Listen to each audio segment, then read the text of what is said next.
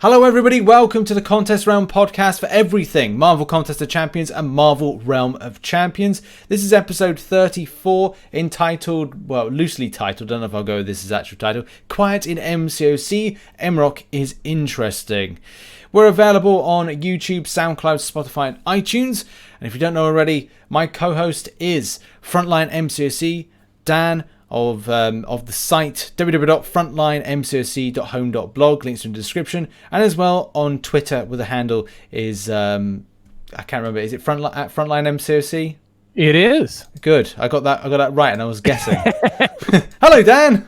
Hello Rich. How are we doing on this Friday? I think we're doing very well. It's the end of the week. It's the end of the week. We made it through another one. Thank God.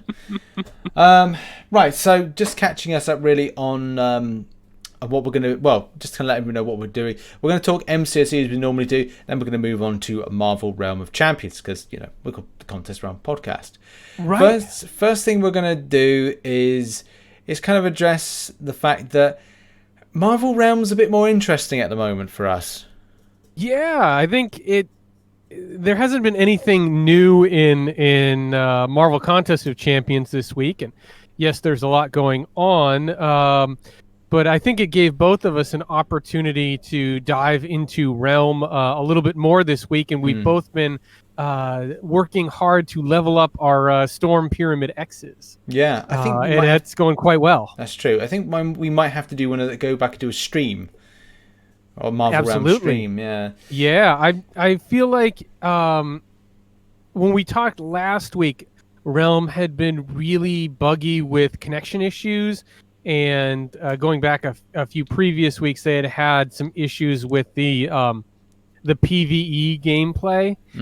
But this past week's been super smooth. I've gotten a lot done. Haven't been getting booted by the game. The matchmaking has been in my favor, so I've been enjoying that, and grinding out those tasty uncommon 3-star gear drops for Storm, and getting real close to a 1K rating, which is about as high as you can get in the beta right now. Yeah, the thing that really, and we'll talk about MCOC in a moment. We'll make that the first topic before going on to Marvel Realm solely is, and something that Dan hit the nail on the head, and something I think would resonate with a lot of MCOC players as well as those that maybe play Marvel Realm is, you don't feel punished by mistakes, because like when you lose a battle, you don't lose revives, units and stuff, right? You just go, oh fiddly-dee, I lost the game. You then go in and like try and win another. It's very low pressure. Yeah, you're not letting your alliance down and screwing up a month's worth of work in Alliance War. Yeah, it's like, okay, we lost a 3-minute fight. Let's dive back in there. The losses don't feel that bad, and the wins feel good. Like you feel like you're getting somewhere if you win. You might have a good moment in the battle. It's all very quick, but there's definitely some strategy to it. So I feel like sometimes in MCOC, like the losses feel worse than the wins feel.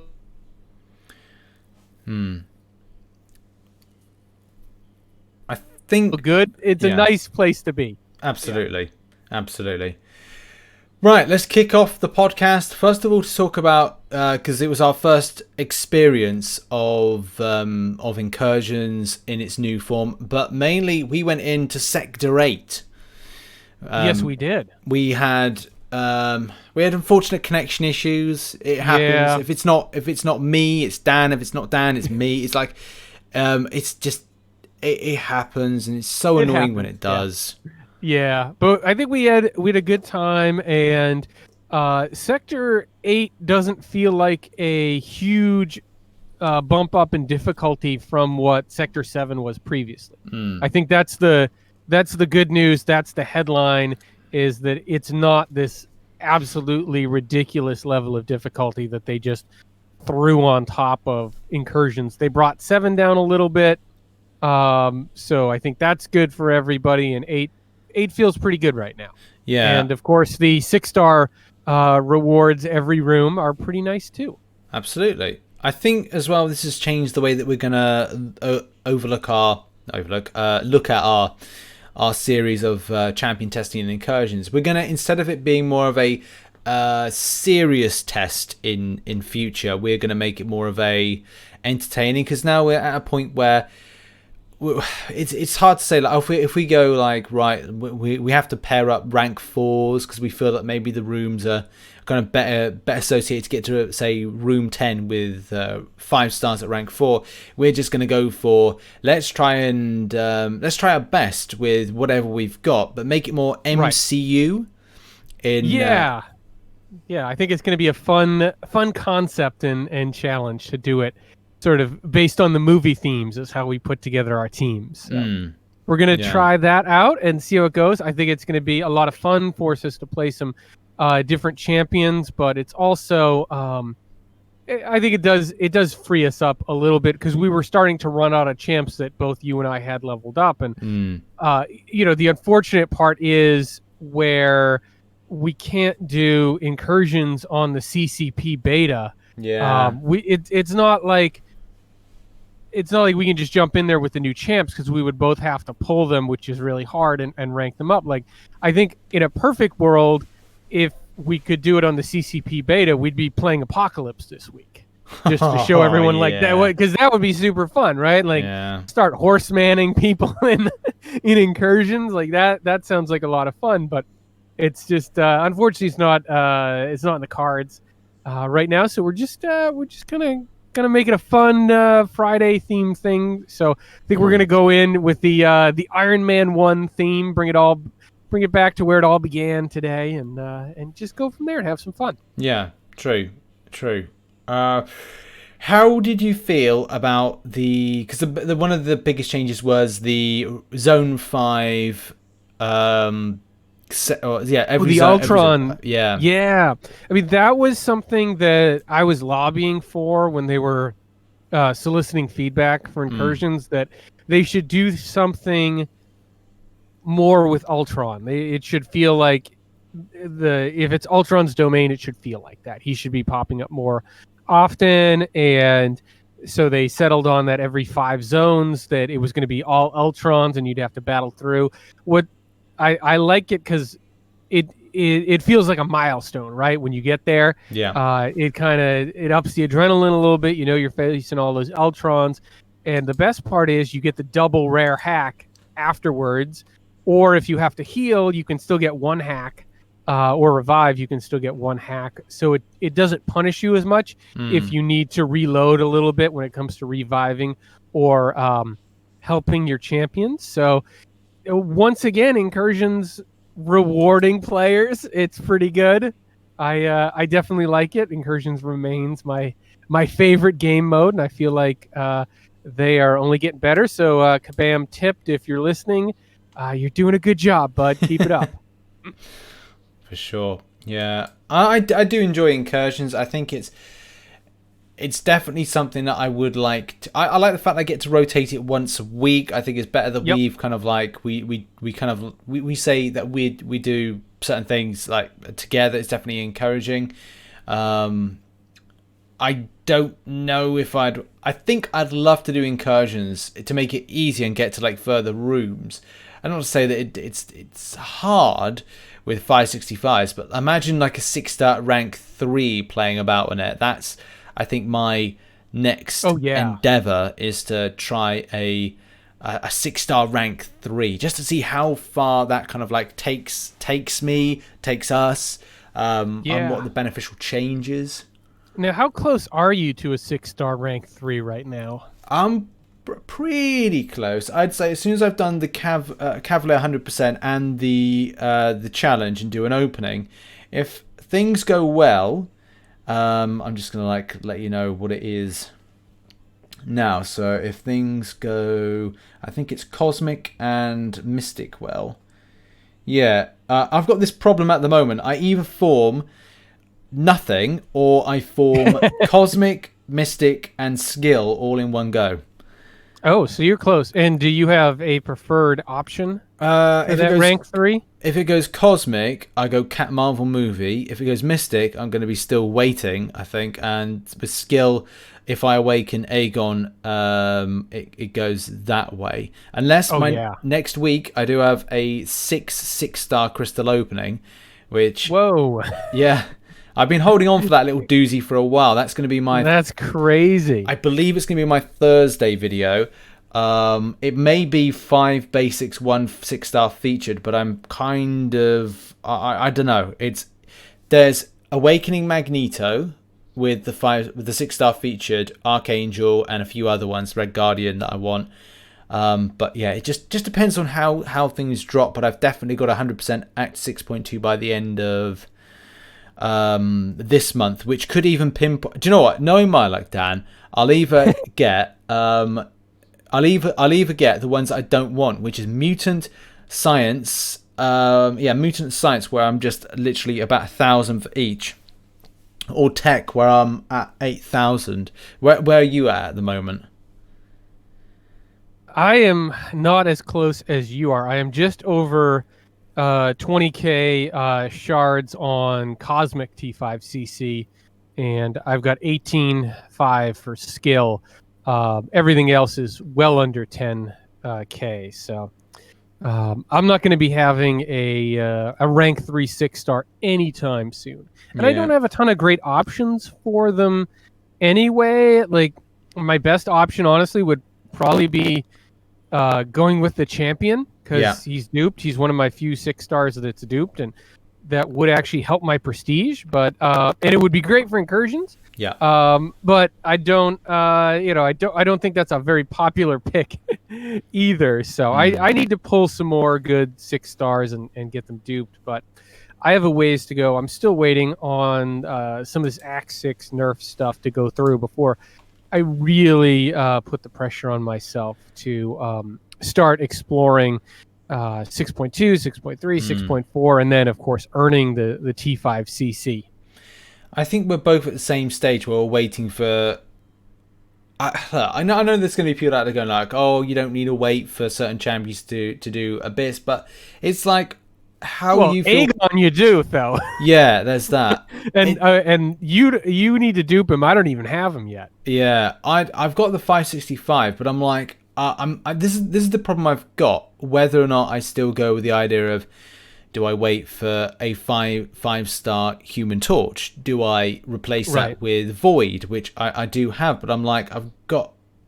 It's my last kind of like ditch kind of preparation of a team, whether or not I kind of like focus on doing it with Void, awaken my Void, ramp him up, which is kind of weird because I've opened so many Mystic/Science crystals and I've not awakened my Void, which is again my second thing. I do have the generic, but I'm like, I'm at a stage where I'm close, and I'm not going to spoil the Incursions video. I've already pre-recorded it because I'm on like a small vacation next week, so I'm not going to spoil it, what happened with it. But you can kind of guess. I didn't get it. Am I bitter about it? Well, I don't know. I think it doesn't feel like it's gonna happen anytime soon. If there's an arena, will I grind it? Maybe. But I've got to be kind of realistic with stuff and going, would I prefer to do Act 6.2 first and see what happens? Yeah, maybe I'll 100% that first and then see what happens in the future. But I'm in no rush. I'm content with life. I'm playing other games. Yeah, I feel the same way, and I've still got the back half of Variant 5 to do. I've got 5 out of the 6 chapters of Cavalier difficulty to do. So I've got some stuff to keep me occupied and some good rewards to go get in the next few weeks. So I'm not too fussed about Act 6, particularly when we know that there's still a ways to go as far as difficulty changes going live for that. So I'll get to it. I'll get to it when I get to it at this point. Absolutely.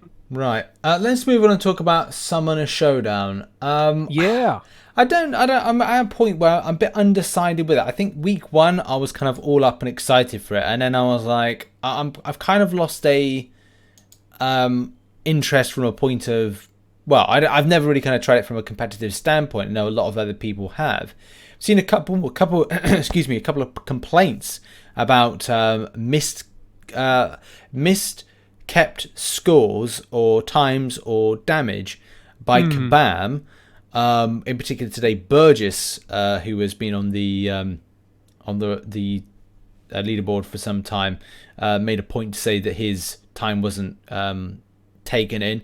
Somebody called David as well, who was on the leaderboard, and his time, he claims, or they both claim, that was not noted by Kabam, which in some cases were either top 5 or winning times. So I don't know. How are you feeling towards the Summoner Showdown? It's kind of been this thing that's going off on the side. There's been so much going on in game.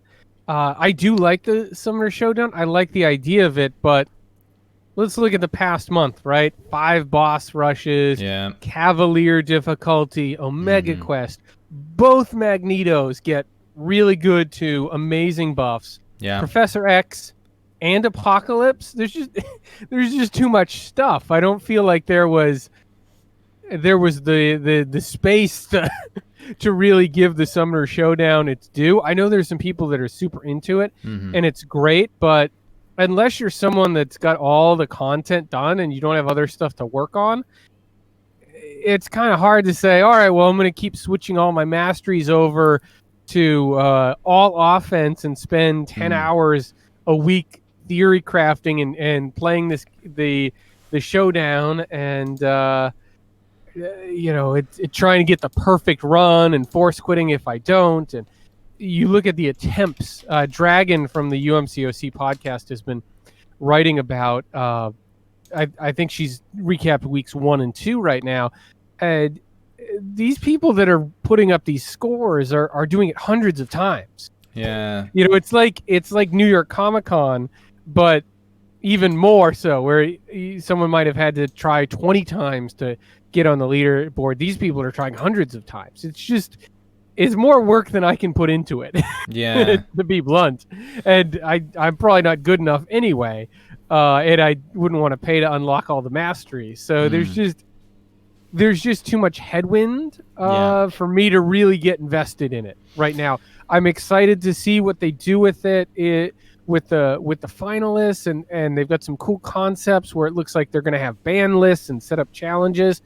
And I think that can be really cool, and I want to see where they're going with it. It's just not something I can really invest my time and interest in right now. Yeah, that's the same thing with me. I just had a quick look on the old current list. Good to see Metal Sonic Dudes put some time in.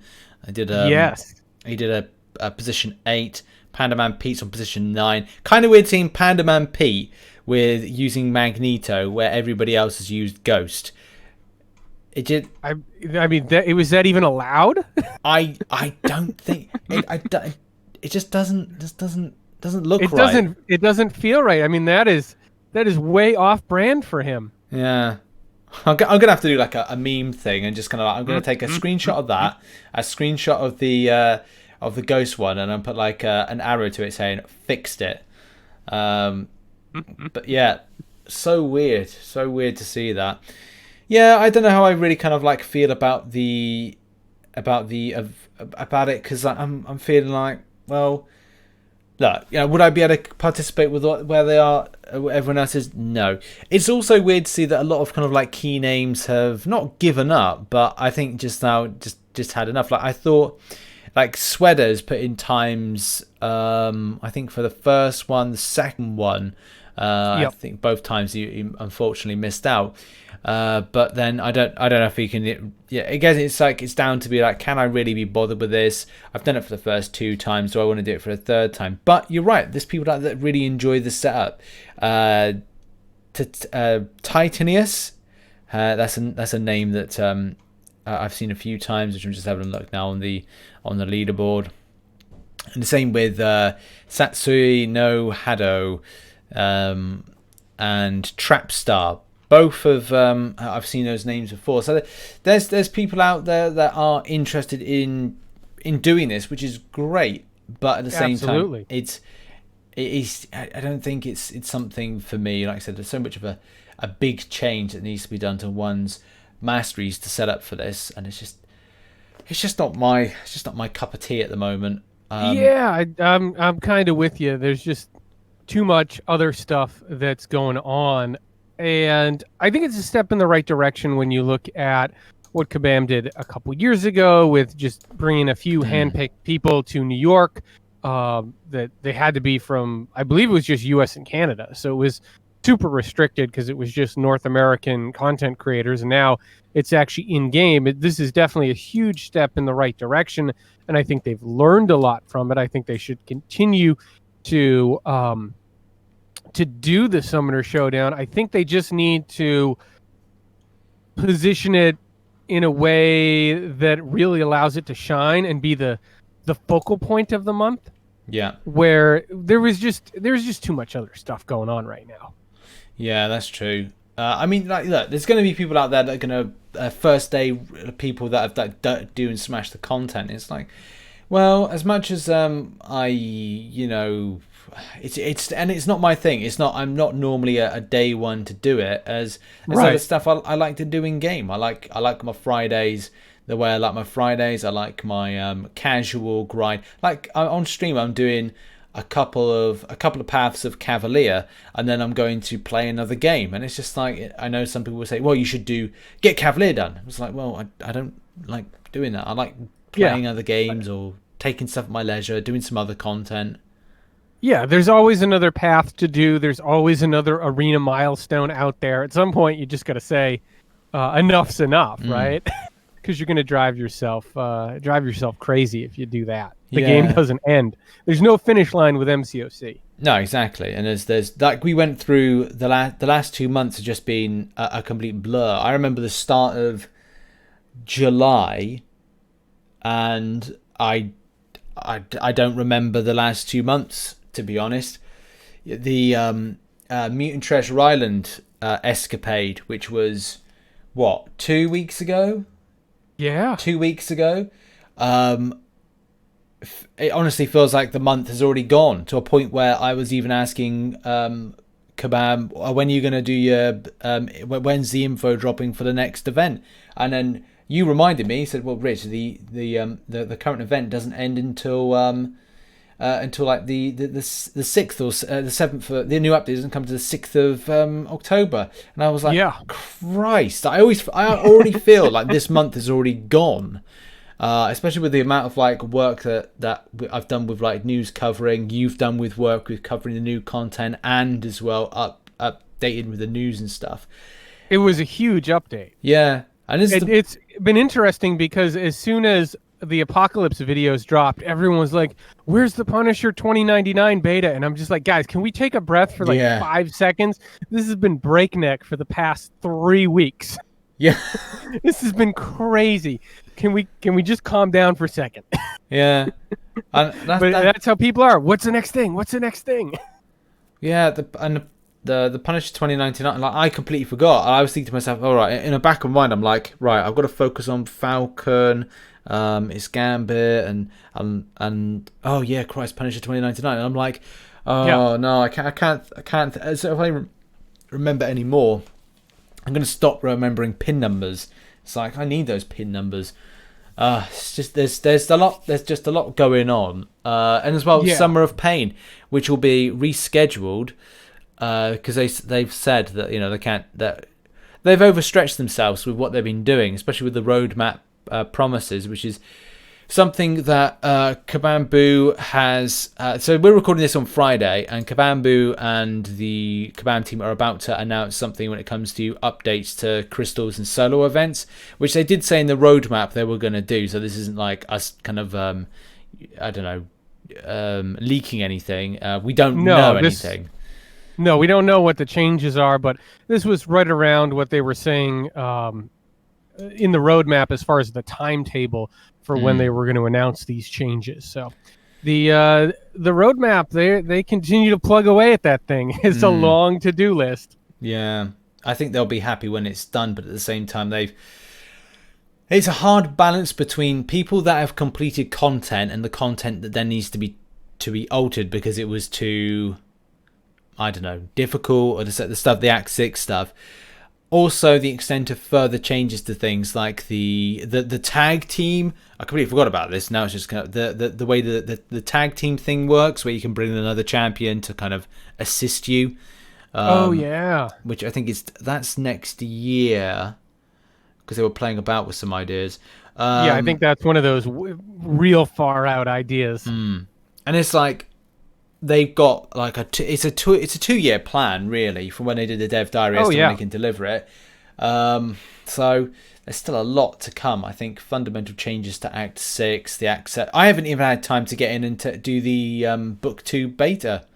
I don't know if you've had any opportunity. I haven't had a chance to get in there either. I've heard some positive reviews from people I trust, and they seem to think it's going in the right direction, and we certainly haven't had the firestorm reaction that we had from the original Book 2 beta. So just going to trust that everything's okay there, because I haven't had time to jump in myself. At some point, doing the betas takes away from your ability to get stuff done in game or produce more content. So you can't do everything. That's true. I think I'm going to try and find maybe about an hour this weekend, probably on Sunday, when I should have a lot more time to myself, just to kind of like catch up on content, do a bit more of Marvel Realm grinding. So I've either covered something with Marvel Contest Champions news, or Dan's probably put something on the site if on frontline.home.blog. If you do want to check that out, make sure you've got Dan's site as a bookmark, because it does help out if you kind of load on your get all the calendar updates and the weekly news. Absolutely. But yeah, the beta's over on Monday, so if you're gonna jump in, Rich usually uploads a podcast on Sunday afternoon, so you've got about 24 hours from the time the podcast usually goes live to actually get in the Act 2, the Book 2 Act 1 beta. Yeah, get an experience of it before it goes for good. Seen a lot of people using like rank ups and stuff, kind of like champions. So it's kind of all the stuff that the CCP beta gets to do. So it's good to see. Like, also, I think there's a lot of disappointment sometimes when one would open up one's crystals in the beta to only find that they get something they want to go back to open up stuff. Opening crystals in the beta is a dangerous game. Yeah, I had to stop it. I did. Yeah, you don't want to do that. No. There's no upside. No, exactly.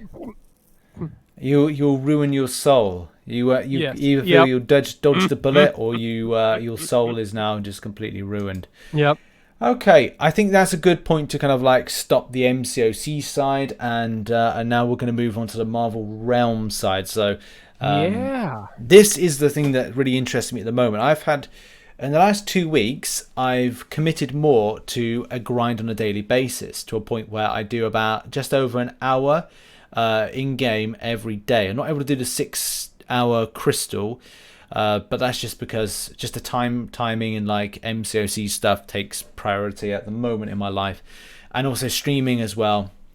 So I've been trying to play Monday through to Friday, 1 hour, which I stream, and just kind of maybe choose a champion at the moment. And same thing with yourself, Dan, is focus on Storm. But there's been a few bits of changes with the game that have been met with very, very positive. I don't know if they could say negative in some ways, but it's very positive with 0.2.2. Is that correct? Yeah.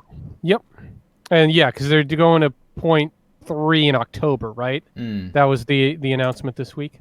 Yeah, that was going to be the major one. So I don't know how they define the major one.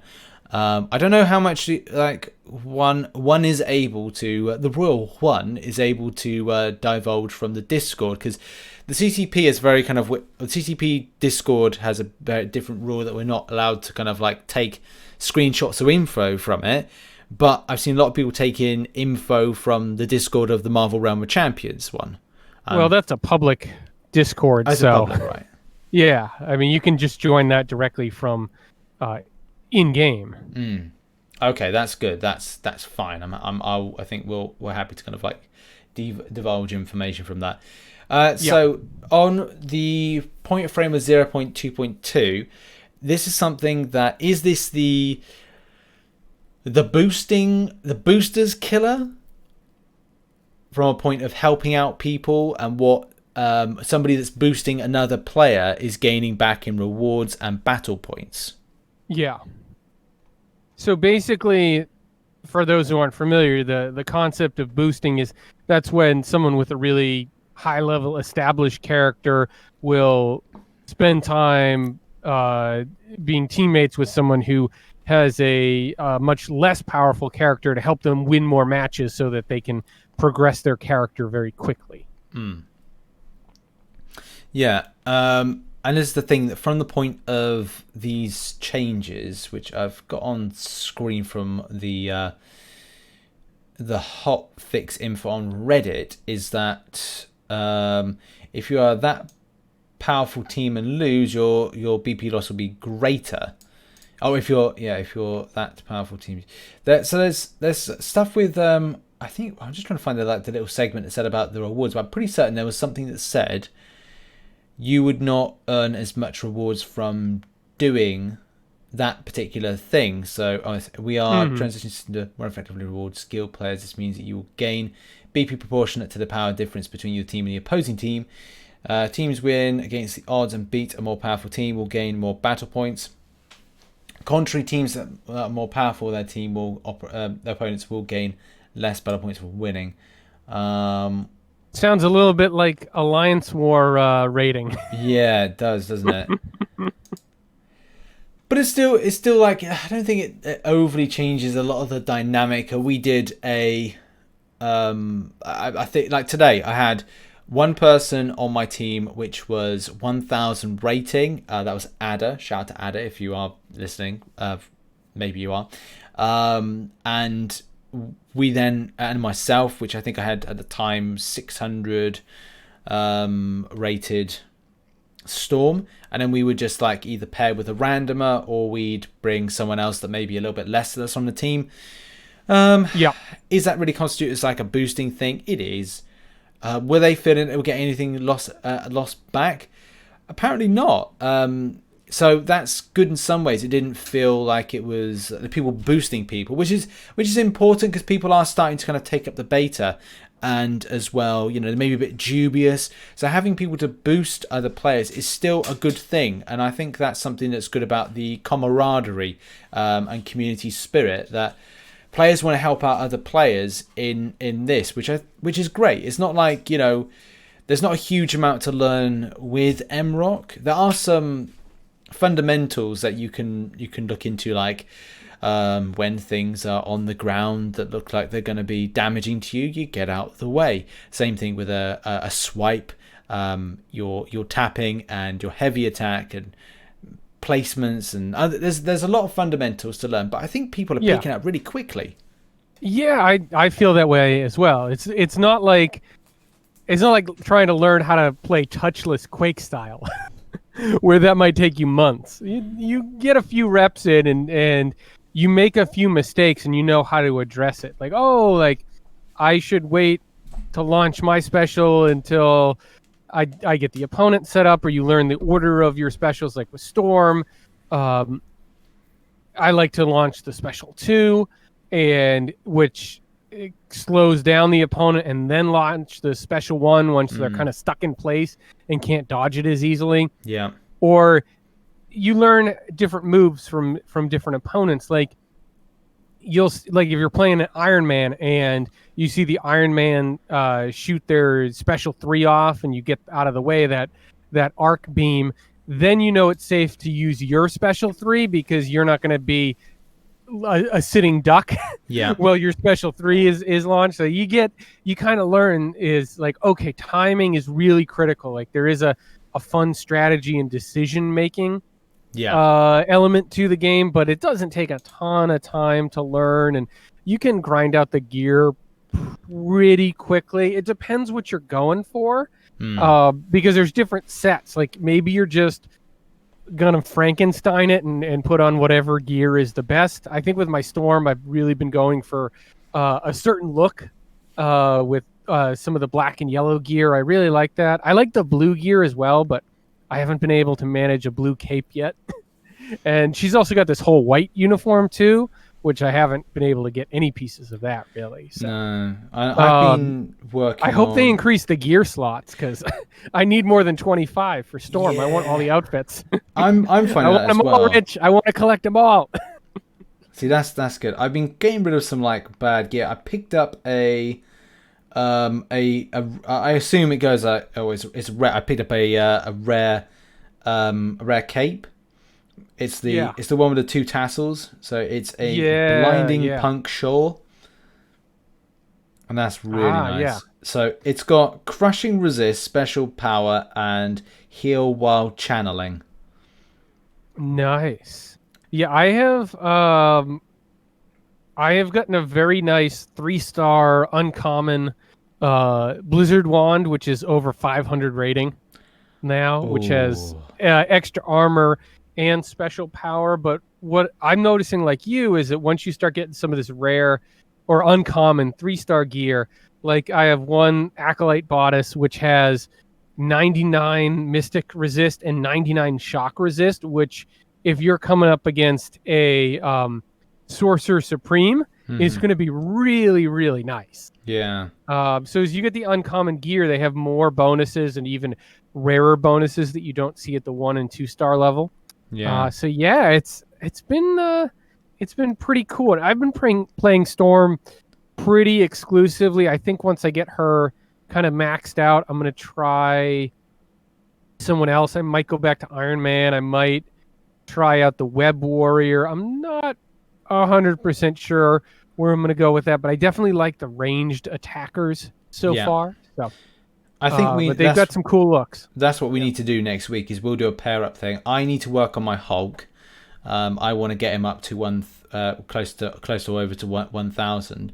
So I think that's going to be our endeavor to try and get both our Storms up and past 1,000 by next week, and then we should do that. Instead of doing an incursion stream, we'll do a grind fest to try and get our champions, which is good. If you're using a ranged champion and I'm using something of a tank, then that pairs off quite nicely. Well, that's it, right? And that's part of what makes the game fun.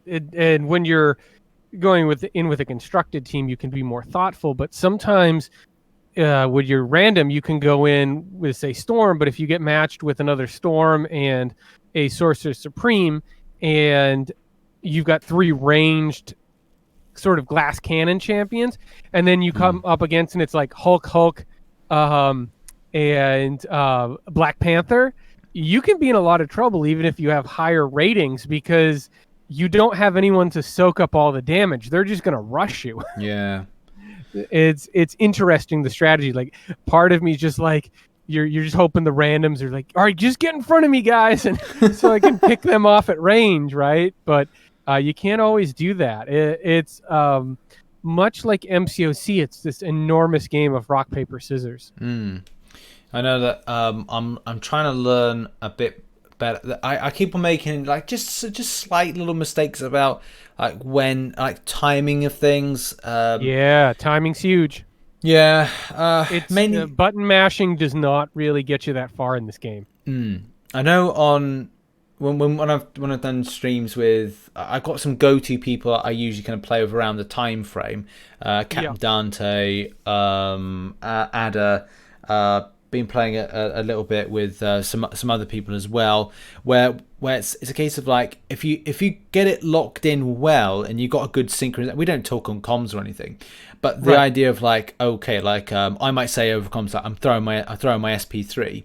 As soon as I've kind of start channeling that with Storm, I've got the enemies in like a vortex. They're slow. They're in one position, and I'm taking away damage. I'm doing damage, and then say Ada comes in, and he's this Hulk. He starts doing the swirly whirly hammer throwing in like concentric circles, and it's like it's beautiful just then to knock out those 3 champions just by us both throwing at the same time. Like, I think it's SP2, I want to say. Yeah, SP2, my SP3, and it's beautiful. Knock them out, go straight to that Bodok and smashed out, and it is beautiful when the stars align as a team.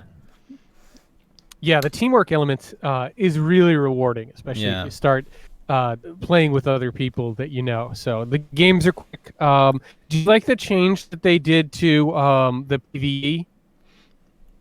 Did that go in live today? When did that go live? I think it's been live for a couple days where they cut it down. So it used to be 5 waves. Yes, it's now it's 3. Yeah.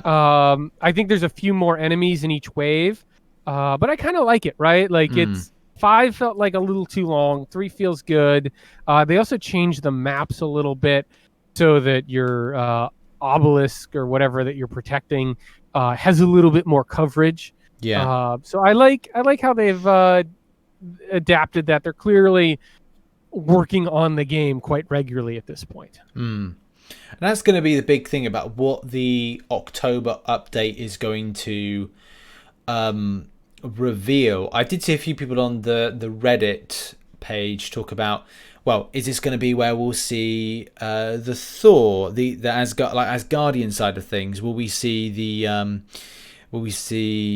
super soldier? Will those two things be added in? Will we see, because I wasn't quite sure if this will be a thing for the future, because we've got PvP and we've got PvPE, but will we see anything that's like a PvE type thing?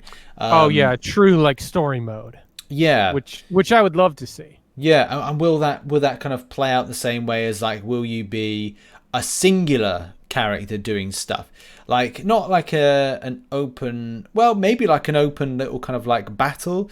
Because I think we talked about this, the idea that we didn't know what Marvel Realm would be. Would it be more of an open world MMORPG? But I think that's more going to be taken by what Future Revolution is going to be. That's the way it looks. Yeah, so what it could be it could be any possibility of how they do the as potential story quest, but definitely from what they're delivering here is it like any kind of MOBA game? I don't know. I feel this is a bit better than any other kind of Marvel MOBA game. I'm not saying that nothing to take away from Super War, but I don't know. I feel I really like the way it's delivered. I think we're still at a point where we're going, this game is better on an iPad or tablet than it is. I think my experience with it is like I literally have to just like grab the phone to my face, just to kind of like keep a lock on where I am and where the enemy is. Because there's so many details. Yeah. With this I'm just looking at my Storm, and she's got the red and yellow X on her boots, and there's the tattoos that changed based on her costume, and you can see all that stuff on the iPad. Even during the fights, it's not as great as when you're in the actual character screen, but it's still there in the fights, and it makes it look like your character, the character that you've designed in that way based on the gear that you've collected. And I think you're just missing some of that on the phone, and the other part of it is just, can you see enough on the phone? Like, are your fingers going to be blocking the buttons, and can you see where your enemies are? Because the vision and the camera angle is a huge part of it. Yeah. And I haven't really had any issues with the camera angle. I know that was a big talking point early on, and I really just don't know if that's just a mobile issue and not a tablet issue. Yeah, I think when you come into the fight and say you just go when you're going past your Bodok, so the spawn point, that for me, I don't like it's kind of a locked camera angle. Well, not locked camera angle, but it doesn't change. It doesn't feel free flowing. It locks you as you kind of move, and then it's only when you get into the battle area that it feels a little bit more freeing. That's probably the only thing for me that I don't particularly like, but it's a small thing to get by, and maybe again it would be a better experience if I was playing on a tablet. And now I'm thinking about, like, my next purchase might have to be a tablet or I think I'm going to tablet. I'd probably go iPad of some description. Right. But I need to make a decision. Well, that's the thing. I probably will give it a go for now until the game's proper launch, and then switch to a tablet once, say, in the new year. Like, see if there's anything reduced and kind of grab something that's lower cost. Right. Get those holiday deals. Save up on those gift cards. Yeah, that's true. There you go. All right. I think that has covered a lot of the stuff there. Is there anything else you want? Well, I just saw your last note. You said real nice new community. So I don't know. Have you been getting out in the community at large, or are you just enjoying sort of what's going on in your streams as far as building up the MROC channel? I think that's the fun thing. Like, I don't do it to like a huge amount. If I was to live stream on on RichTheMan doing stuff, then and this is the biggest problem with doing this kind of game. Like, I can't, because I'm so much, people put me into an area and go, you are this. The MCOC box. Yeah, exactly. Yeah. I don't always like being in that box. It's nice to be able to explore other ventures, especially from like my own personal passions are to try games that are fun. I'd like to do more, say, DC games and stuff like that. So I think for me, it wasn't a good idea to put it on the main channel because not a lot of people initially were in. Well, I don't know if people still are kind of like liking the idea of Marvel Realm. I think as people slowly come across from the thinking of this is just, number one, a total trash game that no one's got interested in. Oh, it's just a MOBA game. Oh, it's just this. Yep. Oh, it's just that. Once you get that kind of like idea out of your head, and this is a separate game. Look, I didn't know. First, I'll be brutally honest. When I started playing it, I didn't think I was going to enjoy it, and I didn't think that I would come back to it after, say, taking a 1 week break from only mildly playing it. But then the more that I've got myself involved with playing it, the interest around strategy within it, the fact that it's more of an open top, I've got this kind of vibe where this is like, it's like me when I was younger playing Command & Conquer Red Alert, that I've got to think strategically about where I move, number one. Number two, where I put certain, well, there's kind of more abilities and like shooting stuff and how I kind of think about that. But that's that element of taking the MOBA side of things, my past interest with the strategy elements of Command & Conquer Red Alert and Command & Conquer series in general, and put it together in this like high octane action where there's no pressure. There's no pressure. It's just kind of fun, and each game, even though there's only a few characters, is different because you look at your team construction versus their team construction. I know you're always looking, it's like, okay, who am I facing? What are their power ratings? Who should I try to take out first? Who's going to be the problem? Do I try to take out the strong character first? Do I try to pick off one of their weaker members so that we can gang up on the strong character later? It's interesting how you're going to play it. Am I playing Storm? Am I going to hide behind an obstacle so I can just throw my specials and without taking any damage? Am I going to get in the thick of it? So it's a fun little sandbox to play around in. Yeah, I think for me, like I said, I didn't know what was going to happen with this game on the beta. With that trailer that went out and people literally just were spamming in the live chat how disappointed they were also like disliking the game already before it's released. I mean, even from me looking at it like, oh, so it's a MOBA then. I initially was like, oh, I'm not sure about this. But then I had to think, look, I wanted to play Marvel Super War. Marvel Super War has not made any effort to do any kind of like push for a global perspective. That's up to them. They may have some kind of like issue where they're not able to do it. Financially, it may not make sense.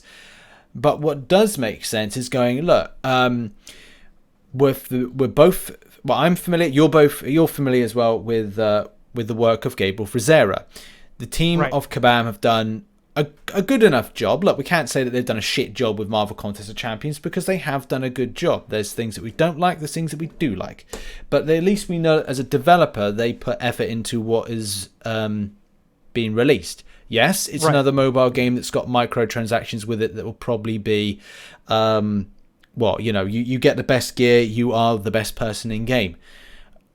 Maybe we haven't seen the full scheme of the game. We haven't seen legendary or epic.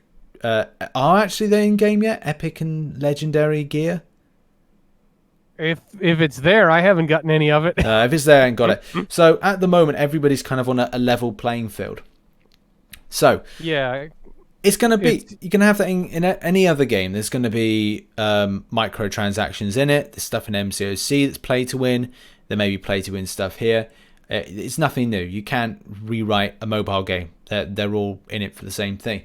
But all I can really say is that I'm enjoying myself, and I didn't think I would be. Yeah, honestly, I had a lot of the same concerns that you did going in, that me wondering, it's like, all right, am I really going to like something that's real-time PvP? Is it just going to be 2K? I think the word chaotic kept coming up after we saw the trailer, right? Mm-hmm. That was the big concern. And I still think that trailer did not come close to doing the game justice. So I think there's still some concerns from a marketing angle, because 99.9% of people are not in the beta. They just saw that trailer, had a negative reaction to it, and peaced out after that, right? Where we've taken some time over the past month or so and gotten more into the game and feel a lot better about the game today than we did the day the trailer came out. Yeah. I think they would have done better for showcasing maybe somebody playing it and kind of going, or maybe kind of like referring to some of the, like, not terms, because I think we'd have to kind of like mix. This is still a game where, we can't say, we can't use things like, well, we could use stuff like whiff or kind of like RNG, big yellow numbers, stuff like that's associated with kind of like buzzwords, and maybe creating something for this game. But like somebody playing the game in a trailer and kind of going like you've got to put down your like frost on the ground. You got to slow them up. I'm gonna smash the SP2, and I'm gonna just something to kind of like maybe showcase it from somebody playing it, as opposed to it being the in-game stuff, because it's kind of like what I'd feel would be best off they should have put out last year, but then buzzed it a little bit with somebody playing. Yeah, because MCOC, like, we all get hyped. It's big yellow number, right? Like it's just you against the computer, right? So you're just hoping for the biggest hit. Yeah. You can get, like, you're probably gonna win quicker if you could do a lot of damage really quick. Mm-hmm. Where Realm is much more of a team-based game, and you're not thinking like, oh wow, like that special did a lot of damage. You're more thinking about, all right, what are the series of actions that we need to take to get all the opponent's health out, so that we can eventually capture the center point and then attack the Bodok thing. Yeah. So like that, it's not so much about like that one singular action, more as like a series of actions being put together for a positive outcome. Yeah, I think that's the point to end on. Are we being too quick to judge the game, and should we give it more time? I think it's worth doing it, because I did not think that I would. I was really concerned about what I'd be doing with Rich's Realm, because I thought to myself, right, well, I started playing it. I wasn't to begin with. I wasn't really good at it, and then there's that, and if you don't like the Iron Man character starting off, that kind of hurts you. Yeah, but then once I got involved with other people that were playing it, including yourself, but also like people that took the time to kind of go, okay, well, hey Rich, I'll boost you in some stuff. Then started kind of like playing about with things. then got the Storm, and then I was thinking then I started thinking more about not just Storm as a character, but then my place with Hulk with things, and like how I wanted to be more of like, right, you damage me and then my friends will then smash you up. And then I started like kind of like vibing with it a bit more, and now I'm at a point we're going, do you know what, I want us to rotate it into our streaming schedule for like Fridays, and I'm daily going to be streaming stuff and that. So yeah, I'm up for the future for this game. Yeah, I think it's going to be pretty good. It's Kabam keeps proving that they know how to make fun games.